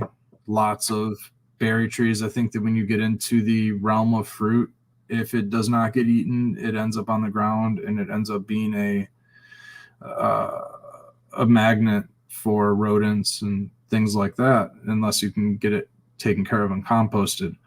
Unfortunately, the cities don't have the sweeping crews to be cleaning that stuff up. We just have squirrels. Now I would be out there. But hold on, exactly. Like if it's grown with the purpose of feeding people, maybe wouldn't that be the point of collecting the fruit of the fruit bearing trees to maybe eat it, you know what I mean?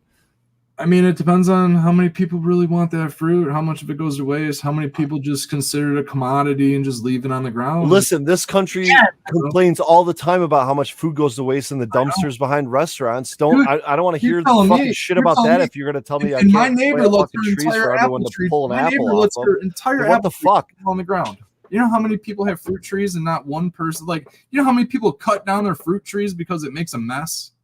A lot of people just chop their trees down because they don't want to deal with them. But you also can't go on private property and collect. I people's think fruit being from able their to trees. intentionally put them somewhere would be helpful, though. Like, I'm just thinking again, like my hometown community, like if we had fruit trees, I know there's space for it. I would hope that they would plan for fruit trees. Or think of every public park, have some fruit trees instead of just a Why fucking not? oak tree or some maple trees, I think that'd be a huge benefit. Yeah. Well, in Detroit, they have maple trees, and it used to be a tradition to tap those maple trees that were in the parks, and the Native Americans and First Tribes used to be able to do that. And in the last couple of years, they've been banned from tapping those maple trees in those parks, and you're not allowed to harvest anything from the parks anymore. It's like And that's the kind of shit I'm talking about. Like doesn't make any sense to me. no, it doesn't. That is All right, let's end on a positive note. Anybody got something good for this week? I got a big week ahead of me of taking care of plants, so that's what I've got looking forward to. Going into my second week of flower in one room, and let's see, by the time we come back, it'll be day 50, 51 in the other room. So getting close to harvest in the second room. So Nice. How many plants in each room? about 1,400 and something per room. Damn, Well, thanks. that's wild. All right. Here's the cannabis to get us through. Exactly. Thankful. smoke weed every day. Cheers, everybody. We'll see you next week. Cheers.